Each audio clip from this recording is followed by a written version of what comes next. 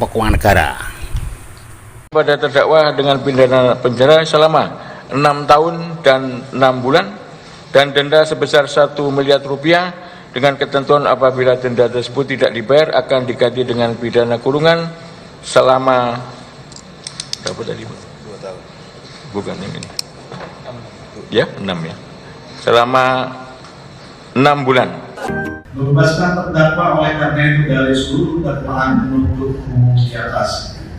Memerintahkan terdakwa dibebaskan dari tahanan segera setelah putusan ini diucapkan, memulihkan hak-hak terdakwa. Hakim-hakim ya vonisnya jangan terlalu ringan lah. Nanti dibilang Prabowo nggak ngerti hukum lagi. Rakyat pun ngerti, rakyat di pinggir jalan ngerti. Ngerampok triliunan, kalau triliunan, ratusan triliun vonisnya sekian tahun. Jaksa Agung naik banding. Saya dicari-cari apalagi pertimbangannya karena katanya sopan. Mana ada orang diadili tidak sopan? Semua orang diadili pakai jilbab, pakai sarung, pakai ini. Itu enggak bisa karena punya anak. Semua maling punya anak. Kalau mau membebaskan orang, menurut saya yang dibebaskan maling-maling kecil dulu. You tahu nih? Sebelumnya, Majelis Hakim Pengadilan Negeri Situbondo Kamis siang menjatuhkan vonis bersalah kepada Asyani. Asyani divonis bersalah karena tidak memiliki surat kepemilikan kayu jati.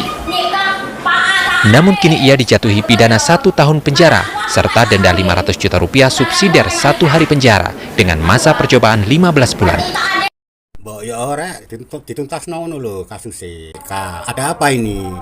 Ya moga-moga arek kasus iki cepat mari. Jadi bangsa, kita menjadi rakyat yang penakut. Kita tidak berani bersuara karena takut begini, takut begitu. Maka apa yang saudara-saudaraku akan titipkan kepada anak cucunya?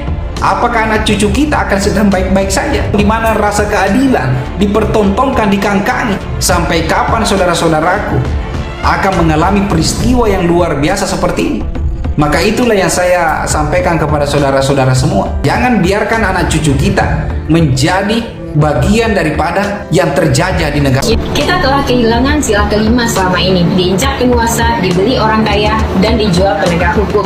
Mari kita bersatu demi keadilan. Kawal kasus ini, semoga ada titik terang. Pelaku sebenarnya yang harus dihukum bukan orang yang kurang mampu dan tidak berdaya dan menjadi tulang punggung keluarga yang kena getahnya.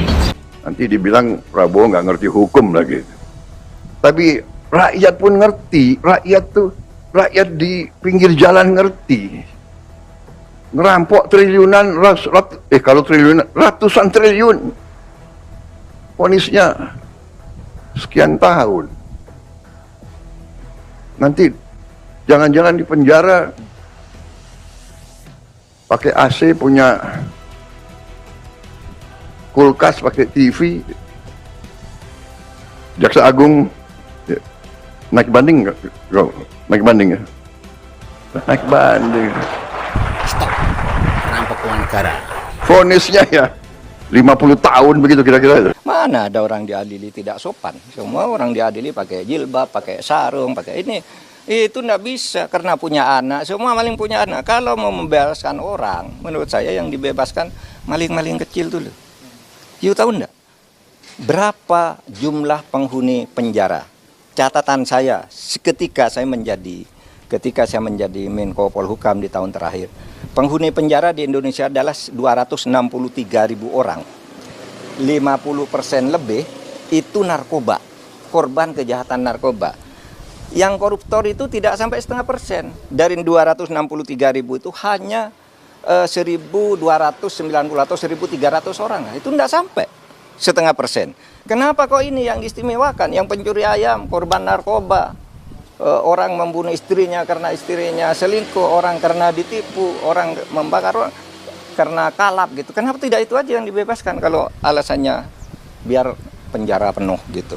Ini tidak masuk akal semua. Mari kita rasional kalau ingin baik. Kalau enggak ya sudah. Tapi saya masih punya asa untuk itu. Soal konsistensi tinggi dari pejabat pemerintah semua diam, baru sesudah Pak Prabowo bicara yang lain ikut bicara. Tapi apapun itu bagus.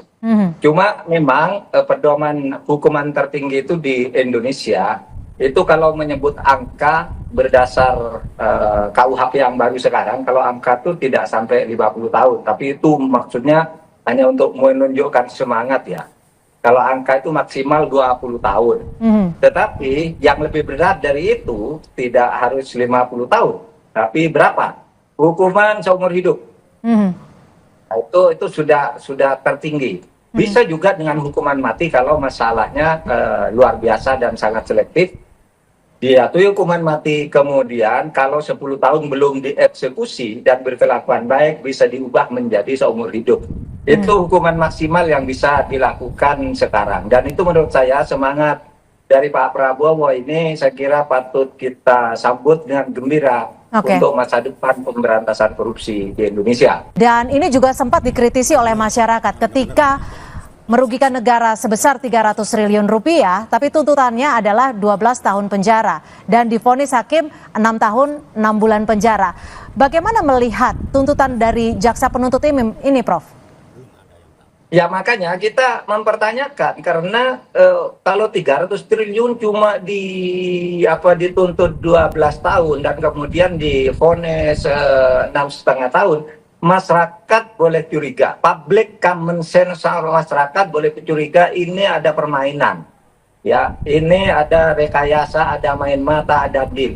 Sebab pembandingnya sehari sesudah Harvey Muiz ini, Budi Said divonis 15 tahun penjara hanya dengan korupsi 1,1 triliun. Bayangkan itu lebih dari 2 kali lipat, 2,5 kali dari yang dihukumkan kepada Harvey Muiz yang 300 triliun yang didakwakan.